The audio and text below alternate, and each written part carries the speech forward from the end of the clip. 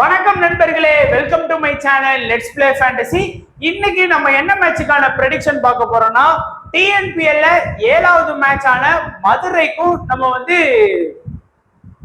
Trichy grand சோலாஸுக்குமான prediction தான் பார்க்க போறோம். மதுரை வெர்சஸ் திருச்சி. அதுக்கு முன்னாடி நீங்க நம்மளுடைய டெலிகிராம் சேனல்ல ஜாயின் பண்ணல அப்படின்னா மறக்காம ஜாயின் பண்ணிக்கோங்க. முக்கியமான அப்டேட் பிளஸ் ஃபைனல் டீம் எல்லாமே நம்மளுடைய டெலிகிராம் சேனல்ல உங்களுக்காகவே நாங்க ஃப்ரீயா கொடுத்துட்டு இருக்கோம். ஸோ மறக்காம ஜாயின் பண்ணி சப்போர்ட் பண்ணுங்க. அதே போல நம்ம எல்லாரும் ரொம்ப எதிர்பார்த்துட்டு இருந்த இன்வெஸ்ட்மெண்ட் லீடர் போர்டு XL11 ஆப்ல நம்ம தமிழ்நாடு நண்பர்களுக்காக டிஎன்பிஎல் லீக்ல இன்வெஸ்ட்மெண்ட் லீடர் போர்டு கொண்டு வந்திருக்காங்க. ஸோ ஒன்லி டிஎன்பிஎல் மேட்ச்ல எவ்வளவு இன்வெஸ்ட் பண்றீங்களோ அந்த பாயிண்ட மட்டும் தான் கால்குலேட் பண்றாங்க. ஸோ நிறைய ஆஃபர் இருக்கு. பைக், ராயல் என்ஃபீல்டு பைக், அப்புறம் ஹோண்டா ஆக்டிவா, அடுத்து சாம்சங் மொபைல், ஐபோன் சொல்லி கடைசி 30வது இடம் வரைக்கும் நமக்கு பிரைஸ் கொடுக்குறாங்க. குறிப்பா நோட் பண்ண வேண்டியது பாத்தீங்க அப்படின்னா, இந்த ஆப்ல காம்படிஷன் ரொம்பவே கம்மியா இருக்கு. இப்பதான் புதுசா ஒரு 2-3-4 மாசத்துக்கு முன்னாடி தான் ஆப் வந்திருக்குது. அதனால நீங்க கொஞ்சம் கை இன்வெஸ்ட் பண்ணக்கூடியவங்க தாராளமா இந்த ஆப்பை சூஸ் பண்ணி அந்த பிரைஸை வின் பண்றதுக்கு ட்ரை பண்ணுங்க. ஈஸியாவே முடியும். ஆப் இன்டர்ஃபேஸ் எல்லாமே நல்லா ஃபாஸ்டா இருக்கு. விருப்பம் உள்ளவங்க தாராளமா ஜாயின் பண்ணி பிளே பண்ணிக்கலாம். ஜூலை 7ல இருந்து 4ஆம் தேதி வரைக்கும் பாத்தீங்கன்னா இந்த இன்வெஸ்ட்மெண்ட் லீடர் போர்டு ஸ்டார்ட் ஆகுது. அண்ட் நம்ம பிட்ச் ரிப்போர்ட் சேலம்ல தான் இந்த மேட்ச் நடத்துறாங்க. ரீசெண்டா எப்படி ஸ்கோர் வந்திருக்கு அப்படிங்கறத பார்க்கலாம். நீங்க ரொம்ப சுத்தி அப்படி இப்படின்னு யோசிக்கணும்னு அவசியமே இல்லை. இந்த பிட்சை பொறுத்த வரைக்கும் ஒரு நியூட்ரலான பிட்ச் மாதிரி தான் இருக்கு. ஒரு 150 to 160 இது ஒரு ஆவரேஜ் ஸ்கோரா இருக்கும் தோணுது. இந்த மேட்ச் பாருங்க ஒரு 160 அந்த மாதிரி வந்திருக்கு. இந்த மேட்ச் பாருங்க ஒரு ஹை ஸ்கோர் 180 பிளஸ் வந்திருக்கு. இந்த மேட்ச் ஒரு 160 அது சம்பந்தமா வருது. இந்த மேட்ச் பாத்தீங்கன்னா ஒரு 160 அந்த மாதிரி ஒரு 160 50 to 60 65 இந்த மாதிரி தான் வருது. அது மாதிரி விக்கெட்ஸ் நல்லா விழுது இந்த பிட்ச்ல. அதாவது பேட்ஸ்மேனுக்கு எப்படி சப்போர்ட் பண்ணுதோ அதே மாதிரி பவுலர்ஸுக்கும் நல்லா சப்போர்ட் பண்ணுது. இந்த 2 இன்னிங்ஸுமே சேர்த்து பாத்தீங்கன்னா நமக்கு 15 விக்கெட் கிடைக்குது. இந்த மேட்ச் பார்த்தோம்னா ஒரு 12 விக்கெட் கிடைக்குது நமக்கு. இந்த மேட்ச் 13 விக்கெட் கிடைக்குது. இந்த மேட்ச்ல 11 விக்கெட் கிடைக்குது. குறையாம பாத்தீங்கன்னா 2 இன்னிங்ஸுமே சேர்த்து நமக்கு குறையாம ஒரு 13 விக்கெட்டுங்கிறது ஒரு ஆவரேஜா இந்த மாதிரி இருக்குது லாஸ்ட் 4 கேம்ஸ்லயுமே. சோ பவுலர்ஸுக்கும் இந்த பிட்ச் சப்போர்ட் பண்ணுது, பேட்ஸ்மேனுக்கும் இந்த பிட்ச் நல்லாவே சப்போர்ட் பண்ணுது. அண்ட் ரீசெண்டா எப்படி ஸ்கோர் பண்ணியிருக்காங்க டோட்டல் வைஸா அப்படின்னு பார்த்தோம்னா, ஓவராலா இது வரைக்கும் 5 மேட்ச் நடந்திருக்கு. அதுல 3 பேட்டிங் ஃபர்ஸ்டும் 2 பேட்டிங் செகண்டும். ஆனா டாஸ் வின் பண்றவங்க பாத்தீங்கன்னா பவுல் எடுக்காங்க, இருந்தாலும் பேட்டிங் ஃபர்ஸ்ட் பண்ற டீமுக்கு லைட்டா இந்த பிட்ச்ல அட்வான்டேஜ் இருக்கு கண்டிப்பா. ஸ்கோர் வைஸா 0ல இருந்து 150க்குள்ள 3 இன்னிங்ஸும், 150 169க்குள்ள 5 இன்னிங்ஸும், 170 189க்குள்ள 2 இன்னிங்ஸும், 90 பிளஸ் இது வரைக்கும் ஸ்கோர் வரவே இல்லை. ஹை ஸ்கோரே மதுரை தான் ஸ்கோர் பண்ணியிருக்காங்க 185. சேப்பாக் லோ ஸ்கோர் 128 ஸ்கோர் பண்ணியிருக்காங்க. இப்போ நம்ம டைரக்டா ப்ரெடிக்ஷன் பாத்திரலாம். ஃபர்ஸ்ட் நம்ம மதுரை டீம் நல்ல ஒரு ஸ்ட்ராங்கா ஆடக்கூடிய டீம். லாஸ்ட் மேட்ச் போராடி வெற்றி பெற்ற டீம் அப்படின்னு சொல்லலாம். மதுரை யார் கூட வின் பண்ணி இருக்காங்க? சேலம் ஸ்பார்டன் கூட ஒரு மேட்ச் ஆடி அந்த மேட்ச் வின் பண்ணி இருக்காங்க. சோ இது ஏன் கொடுத்த அப்படின்னா, அப்பதான் உங்களுக்கு அந்த டீமோட ஸ்ட்ரென்த் எவ்வளவு இருக்கு அப்படின்னு உங்களுக்கு தெரியும். இப்போ ஒரு மேட்ச் ஆனதால ஒரு 2-3 மேட்ச் ஆட் பண்ணனா உங்களுக்கு அந்த பிளேயர்ஸோட ஸ்ட்ரென்த், அவங்களோட ஸ்டாட்ஸ், அந்த டீமோட ஸ்ட்ரென்த், வின்னிங் பெர்சன்டேஜ், அதனால அதை ஆட் பண்ணிருக்கேன். கண்டிப்பா யூஸ்ஃபுல்லா இருக்கும் நம்புறேன். இப்போ நம்ம ஃபர்ஸ்ட் மதுரை பார்க்கலாம். மதுரையில இன்னிங்ஸ் ஓபன் பண்ணக்கூடியது ஹரி நிஷாந்த், லோகேஸ்வர் தான் இன்னிங்ஸ் ஓபன் பண்றாங்க. 2 பேருமே பாத்தீங்கன்னா சூப்பரா ஆடக்கூடிய ஒரு பிளேயர்ஸ். இதுல ஹரி நிஷாந்த் தான் பாத்தீங்கன்னா டிஎன்பிஎல் ஹிஸ்டரியில ஒரு டாப் 5ல இருக்கக்கூடிய ஒரு பேட்ஸ்மேன், ஒரு டாப் 10ல இருக்கக்கூடிய ஒரு பேட்ஸ்மேனா இருக்காரு. ரீசெண்டா அவரோட பெர்ஃபார்மன்ஸ் 8 ரன் ஸ்கோர் பண்ணாலும் இந்த மேட்ச் நம்ம அவர்கிட்ட இருந்து, ஏன்னா திருச்சிட்ட பெருசா பவுலிங் கிடையாது. ஒரு திண்டுக்கல் மாதிரியோ, ஒரு திருப்பூர் மாதிரியோ, ஒரு நெல்லை மாதிரியோ அவங்ககிட்ட பவுலிங் கிடையாது. அதனால குறைந்தது பாத்தீங்க அப்படின்னா ஒரு 30ல இருந்து நான் ஒரு 40 ரன் எக்ஸ்பெக்ட் பண்றேன் ஹரி நிஷாந்த் இருந்து.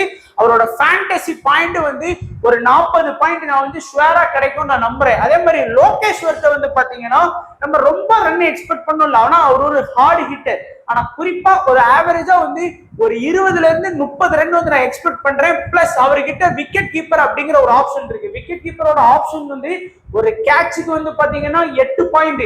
ஒரு மினிமம் ஒரு விக்கெட் கீப்பரால ஒரு கேட்ச் வந்து அதிகபட்சம் பிடிக்க முடியும். ஒரு ரன் அவுட் டைரக்டா பண்ணாங்க, ஸ்டம்பிட்லாம் பண்ணாங்கன்னா 12 பாயிண்ட் இருக்கு.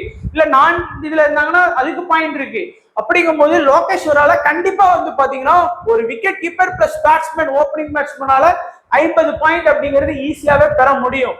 அடுத்து வந்து பாத்தீங்கன்னா கௌஷிக் வந்து ஒன் டவுன் ஆடக்கூடிய பிளேயர், நல்ல நிதானமா ஆடக்கூடிய பிளேயர்.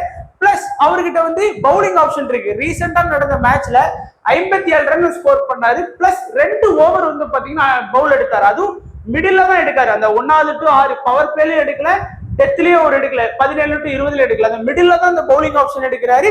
குறையாம வந்து பாத்தீங்கன்னா அவர்கிட்ட இருந்து நம்ம வந்து ஒரு 25 ரன் வரைக்கும் எதிர்பார்க்கலாம். பிளஸ் ஒரு விக்கெட் கூட நீங்க அவர்கிட்ட வந்து எதிர்பார்க்கலாம். ஒரு விக்கெட் அப்படி எதிர்பார்த்தா கூட எப்படி பார்த்தாலும் ஒருவேளை இன்னைக்கு மேட்ச்ல அவர் சரியா பேட்டிங் பெர்ஃபார்ம் பண்ணலன்னு வச்சுக்கோங்க, ஒரு 5 ரன்ல அவுட் ஆறாரு, ஆனா 2 விக்கெட் எடுத்துட்டாங்கனாலும் 50 பாயிண்ட். இல்ல இன்னைக்கு விக்கெட்டே எடுக்கல ஆனாலும் ஒரு 50+ ரன் இல்ல ஒரு 40+ ரன் வந்துட்டாலும் மினிமம் அவர்கிட்ட இருந்து ஒரு 50 ஃபேண்டசி பாயிண்ட் வரைக்கும் நம்ம வந்து ஈஸியாவே அவர்கிட்ட இருந்து நம்ம எடுக்கலாம்.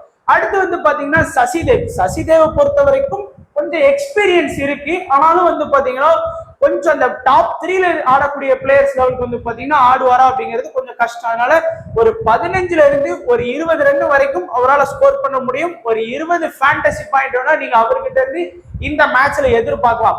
அடுத்து வந்து பாத்தீங்கன்னா ஸ்வப்னில் சிங் வந்து உண்மையிலே நல்லா ஆடக்கூடிய ஒரு பிளேயரா இருக்கிறாரு நமக்கு வந்து.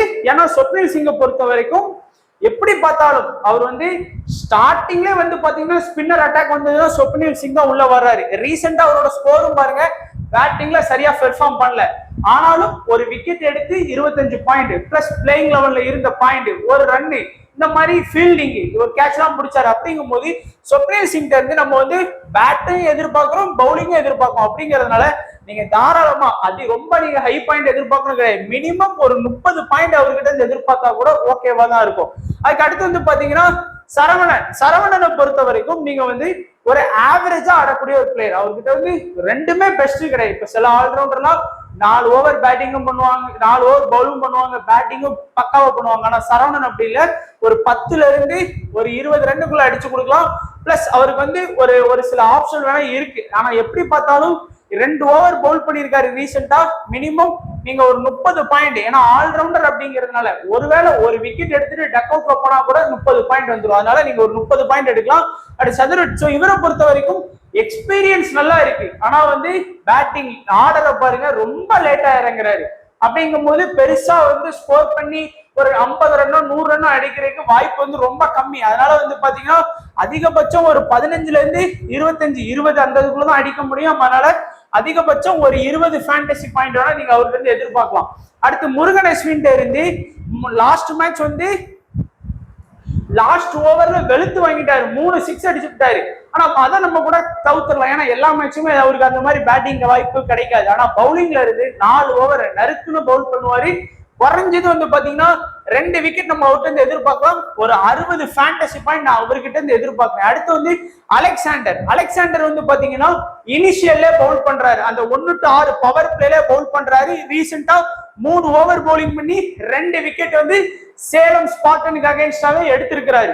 அப்படிங்கும் போது நல்லாவே பவுல் பண்றாரு. அவர்கிட்ட இருந்து வந்து பார்த்தோம்னா நீங்க வந்து ஒரு விக்கெட் வந்து பாத்தீங்கன்னா நீங்க எதிர்பார்க்கலாம். அது மட்டும் இல்லாம ஒரு விக்கெட் அப்படின்னாலே ஒரு 30 பாயிண்ட் வந்துருவாரு அலெக்சாண்டர். அதனால அலெக்சாண்டர் கூட மேபி நீங்க வந்து உங்க டீம்ல வந்து போக்கஸ் பண்ணலாம். அடுத்து வந்து குர்ஜப்ரீத் சிங் வந்து நல்ல டெத்ல பவுல் பண்றாரு கடைசி. அதாவது நம்ம ஏற்கனவே சொன்ன மாதிரி அந்த லாஸ்ட் ஃபைனல் 20வது ஓவரும் சரி 19வது ஓவர் வந்து பாத்தீங்கன்னா அவர் பவுல் பண்ணல. அதுக்கு 17வது ஓவர் வந்து பாத்தீங்கன்னா அவர் பவுல் பண்றாரு. கடைசி 2 ஓவர்ல விக்கெட் கண்டிப்பா கிடைக்கும். ஆனா அவர் வந்து லாஸ்ட் மேட்ச்ல வந்து விக்கெட் எடுக்கல, 4 ஓவர் பவுலிங் பண்ணி அவர் பால் நல்லா அடிபட்டது. இருந்தாலும் அவர் இந்த மேட்ச்ல மினிமம் 1ல இருந்து 2 விக்கெட் எடுக்கலாம். ஆனா 2 விக்கெட் எடுக்கப்பாரு நான் நம்புறேன், ஏன்னா லாஸ்ட் இயர் ரெக்கார்டு அந்த மாதிரி இருக்கும் அவரோட ரெக்கார்டு. அடுத்து வந்து பாத்தீங்கன்னா கணேஷ் வந்து 2 ஓவர் பவுலிங் பண்ணி 0 விக்கெட். இந்த மேட்ச்ல அவர் பெருசா விக்கெட் எடுக்கிறதுக்கான வாய்ப்பு இல்லை. அடுத்து மணிகண்டன் சப்ல வரவே இல்லை, வெளியே தான் வச்சிருந்தாங்க. ஸோ அவருக்கு வந்து பாத்தீங்கன்னா ஒரு மினிமம் ஒரு 10 பாயிண்ட் நீங்க வேணா போட்டுக்கோங்க. ஸோ இப்போ டோட்டலா நம்ம வந்து இது ஏன் நான் ப்ரெடிக்ட் இப்ப இந்த மாதிரி பண்றோம் அப்படின்னா, ஒரு டீம்ல இருந்து நமக்கு எப்பவும் சொல்ற மாதிரி ஒரு 350+ பாயிண்ட் வந்ததுன்னா நம்மளுடைய வின்னிங் வந்து நல்லாவே இருக்கும். ஸோ அதனாலதான் சொல்றது. ஸோ இந்த மாதிரி நீங்க ஒரு கால்குலேட் பண்ணி பாத்தீங்கன்னா ஈஸியா இருக்கும். இப்போ வந்து நம்ம குறையாம பாத்தீங்கன்னா நம்ம வந்து ஹரி நிஷான் கண்டிப்பா நம்ம எடுத்தாகணும். ஸோ ஒரு 40 பாயிண்ட் அவர்கிட்ட இருக்கு. அடுத்து வந்து லோகேஸ்வர் ஒரு 50 பாயிண்ட் அவர்கிட்ட இருக்கு. ஸோ 90 ஆச்சு. அடுத்து கௌஷிக் ஒரு 50, 140 ஆச்சு. அடுத்து ஸ்வப்னில் சிங் ஒரு நல்ல ஒரு ஆடக்கூடிய ஒரு பிளேயர் 140, 170 ஆச்சு. அதுக்கப்புறம் பார்த்தோம் அப்படின்னா நீங்க ஸ்வப்னில் சிங் இருந்து ஒரு மேபி 40 பாயிண்ட் கூட எதிர்பார்க்கலாம். ஏன்னா அவர்கிட்ட பேட்டிங் இருக்கு, பவுலிங் இருக்குங்கும் போது நீங்க ஒரு 40 பாயிண்ட் கூட நீங்க வந்து எதிர்பார்க்கலாம்னு தான் எனக்கு தோணுது. ஸோ அதுக்கடுத்து பார்த்தோம் அப்படின்னா முருகன் அஸ்வின் இருக்கிறாரு. அதுக்கப்புறம் நீங்க வந்து இந்த சிங்க கூட நீங்க வந்து தாராளமா ப்ரிப்பேர் பண்ணிக்கலாம். ஆனா அலெக்சாண்டர் என்னை பொறுத்த வரைக்கும் நல்ல பாயிண்ட் வாங்கி கொடுக்கக்கூடிய பிளேயர் தான். 1 2 3 4 5 6 பிளேயர் இந்த டீம்ல இருந்து செலக்ட் பண்ணீங்கனாலே உங்களுக்கு வந்து பாத்தீங்கன்னா தோராயமா நார்மலா ஃபேண்டசி பாயிண்ட் மட்டுமே 300 வந்துடும். இதுல வந்து நம்ம வந்து கேப்டன் வைஸ் கேப்டன் ஆப்ஷனை பின்னாடி பார்க்கலாம். இப்போ வந்து ஜஸ்ட் வந்து நமக்கு வந்து ஒரு 300 பாயிண்ட் வந்து இதுல எடுத்துருக்கோம். ஒருவேளை நீங்க கௌஷிக் மாதிரியான பிளேயரை கேப்டனா போறீங்க அப்படின்னா × 2 எக்ஸ்ட்ரா ஒரு 50 பாயிண்ட் ஆட் ஆகும். ஒரு வைஸ் கேப்டன் பாயிண்ட் போடுறீங்க அப்படின்னா × 1.5. இந்த நம்ம கேப்டன் வைஸ் கேப்டன் தான் டிஎன்பிஎல்ல ரொம்ப முக்கியம்.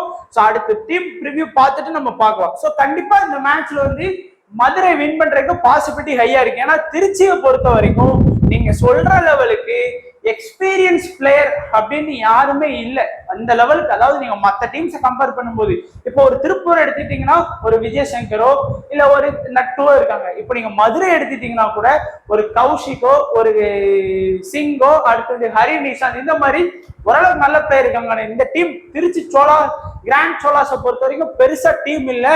அவங்க முதல் மேட்சே வந்து பாத்தீங்கன்னா நம்ம திண்டுக்கல் டிராகன்ஸ் கூட தோக்கதான் செஞ்சாங்க.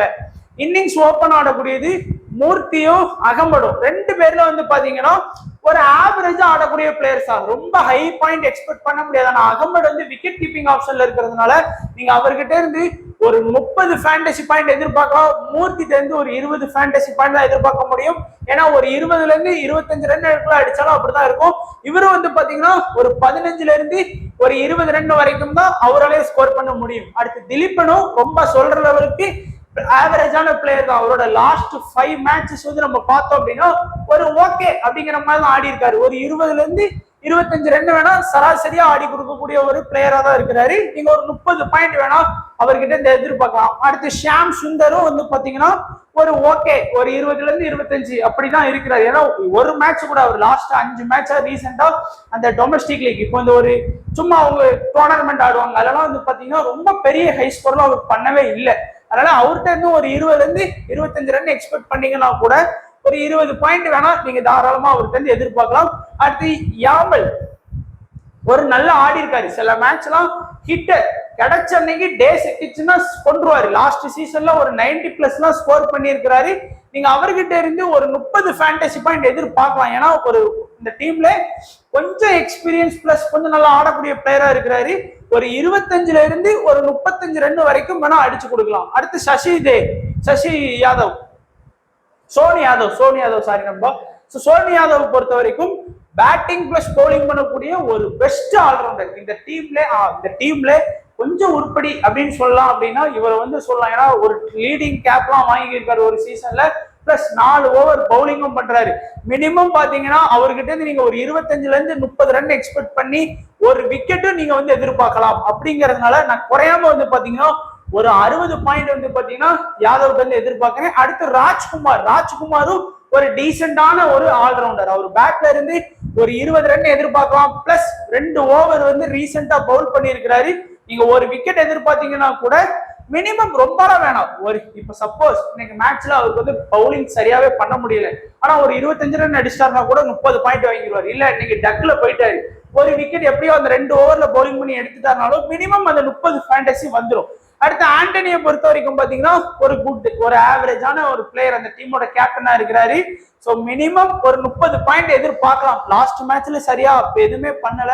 ஏன்னா திண்டுக்கலுக்கு அகைன்ஸ்டா அவங்களால பேட்டிங் சரியா ஆட முடியல. ஏன்னா வருண் சக்கரவர்த்தி, அஸ்வினி, சந்தீப் வாரியர், கிஷோர் இவங்களெல்லாம் ஃபேஸ் பண்ண முடியல அவங்களால.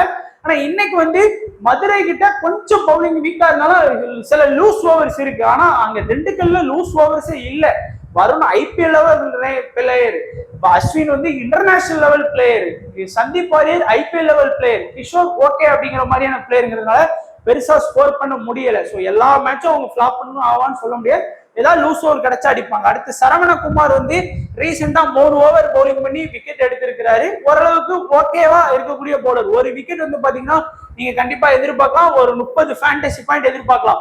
அடுத்து விக்னேஷ் வந்து பாத்தீங்கன்னா ஒரு விக்கெட் நீங்க எதிர்பார்க்கலாம், ஒரு 30 பாயிண்ட் எதிர்பார்க்கலாம். அடுத்து ஈஸ்வரன் லாஸ்ட் மேட்ச்ல டெத்துல வந்து, அதாவது இந்த டீமோட ஸ்ட்ராங்கா அப்படின்னு பாத்தீங்கன்னா பவுலிங்ல ஈஸ்வரனும் அதிசயராஜ் டேவிட்சன் தான். ஏன்னா இந்த 2 பேரும் 1 2 3 4 இந்த ஓவர் பவுல் பண்ணிடுறாங்க.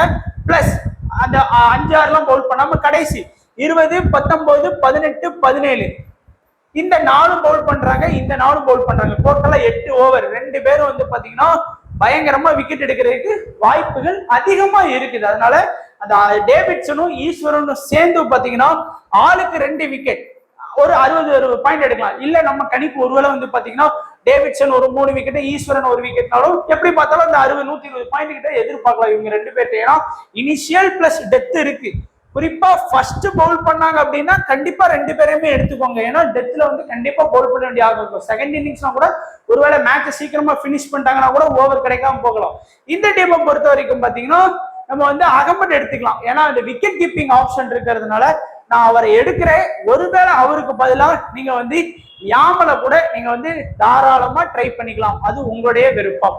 அதுக்கடுத்து 2வதா வந்து பாத்தீங்கன்னா நான் வந்து சோனி யாதவ் வந்து எடுக்கிறேன். ஏன்னா ஒரு முக்கியமான ஆல்ரவுண்டர். அடுத்து வந்து ராஜ்குமார் வந்து நான் பிக் பண்றேன், ஒரு நல்ல ஒரு டீசென்டான ஆல்ரவுண்டர். அதுக்கடுத்து இந்த கடைசியில இருக்கக்கூடிய 2 பிளேயர்ஸ் எடுக்கிறேன். ஸோ நீங்க பாத்தீங்கன்னாலே குறையாம வந்து நமக்கு வந்து ஒரு 240 ஃபேண்டசி பாயிண்ட் வருது. அங்க ஒரு 300, இங்க ஒரு 240, அப்படி பார்த்தாலே ஒரு 550 பாயிண்ட் வந்து நம்ம ஈஸியா கலெக்ட் பண்ணிடுறோம். ஸோ இது வந்து ஜஸ்ட் வந்து ப்ரெடிக்ட் பண்ணிருக்கோம். இப்போ வந்து எப்படி ஒரு கேப்டன் வைஸ் கேப்டன் ஆப்ஷன் கொடுக்கலாம் அப்படிங்கறத நீங்களே பாருங்க. அதாவது கேப்டன் வைஸ் கேப்டனை பொறுத்த வரைக்கும், சாரி நண்பா, இது வந்து இந்த எதுவும் சேஞ்ச் ஆகாம இருந்திருக்கு. அதனால நம்ம கேப்டன் வைஸ் கேப்டனை பொறுத்த வரைக்கும், இந்த டீமை பொறுத்த வரைக்கும், திருச்சியை பொறுத்த வரைக்கும் நம்ம சோனி யாதவ் வந்து உண்மையிலே நல்ல பிளேயர். ஸோ நீங்க கேப்டன் வைஸ் கேப்டனுக்கு நல்ல எலிஜிபிள் பிளேயர். இந்த டீம்ல இருந்து நீங்க அவரை வந்து தாராளமா சூஸ் பண்ணலாம். அதே மாதிரி இந்த டீம்ல இருந்து நீங்க கேம் சேஞ்சரா வந்து பாத்தீங்கன்னா ஒரு 2 பிளேயர்ஸ் இருக்காங்க. ஸோ அந்த பிளேயர்ஸையும் நீங்க வந்து சூஸ் பண்ணிக்கலாம். ஸோ கேப்டன் வைஸ் கேப்டனுக்கு பெஸ்ட் வந்து யாதவ். கேம் சேஞ்சரா பாத்தீங்கன்னா யாமலை வந்து நீங்க கேம் சேஞ்சரா யூஸ் பண்ணிக்கலாம். சரவணகுமாரையும் கேம் சேஞ்சரா யூஸ் பண்ணிக்கலாம். 2 பேரையுமே அதாவது நம்ம கேம் சேஞ்சர் அந்த மேட்சுக்கு வின்னிங் கொடுப்பாங்க சொல்ல, நம்ம ஃபேண்டசிக்கு ஒரு கேம் சேஞ்சரா இருப்பாங்க. அதே போல இந்த டீம் மதுரை டீம்ல வந்து கேப்டன் வைஸ் கேப்டன் ஆப்ஷன் கொஞ்சம் இருக்குது. அதாவது நிறைய பேர் வந்து பாத்தீங்கன்னா ஹரி நிஷாந்த கூட ஃபோக்கஸ் பண்ணுவாங்கன்னா, கௌஷிக் சிங் என்னை பொறுத்த வரைக்கும் நல்ல ஒரு கேப்டன் வைஸ் கேப்டன் ஆப்ஷனுக்கு இருப்பாங்க. கிராண்ட் லீக்கை பொறுத்த வரைக்கும் இந்த கேம் சேஞ்சர் அப்படிங்கிற லிஸ்ட்ல பாத்தீங்க அப்படின்னா நீங்க வந்து அலெக்சாண்டரை வந்து ஒரு கேம் சேஞ்சரா நீங்க தாராளமா யூஸ் பண்ணலாம். சொப்னி சிங் கூட வைஸ் கேப்டனுக்கு எலிஜிபிள் தான். ஏன்னா 3 ஓவர் பவுலிங் பண்ணி பேட்டிங் வராரு அப்படிங்கும் போது ஒரு நல்ல வைஸ் கேப்டனுக்குள்ள எலிஜிபிளான பிளேயர் தான். இதுதான் நம்மளுடைய ப்ரெடிக்ஷன். ஸோ கண்டிப்பா வந்து பாத்தீங்கன்னா 700 பாயிண்ட் பிளஸ் எல்லாம் பாத்தீங்கன்னா போயிடலாம் நீங்க ஈஸியா. Last match Lyca Kovai versus அந்த திருப்பூர் மேட்ச் எல்லாம் பாத்தீங்கன்னா ஷாருக்கான் ஒருத்தரே வந்து பாத்தீங்கன்னா 150 பாயிண்ட் வாங்கி கொடுத்து கேப்டா போட்டதுக்கு 300 பாயிண்ட். ஸோ அப்படி நிறைய போற மேட்ச் இருக்கு. ஆனா மினிமம் பாத்தீங்கன்னா ஒரு 700 பிளஸ் போயிட்டோம்னாலே நம்மளுடைய ஸ்மால் லீக்கா இருந்தாலும் சரி, மினி லீக்கா இருந்தாலும் சரி, கிராண்ட் லீக்கா இருந்தாலும் சரி கூட போயிடலாம். நம்ம ஒரு 700ங்கும் போது அது சில டைம் வந்து 800ஆவும் மாறும், ஒரு 760 கூட போலாம், சில நேரம் 650 கூட போலாம். அது அந்த மேட்சுக்கு தகுந்தாப்புல வந்து போகும். ஆனா நம்மளோட எய்ம் வந்து ஒரு 700 ஈஸியா இருக்கும். இன்டு 2 கேப்டனை வந்து மிஸ் பண்ணிடாதீங்க.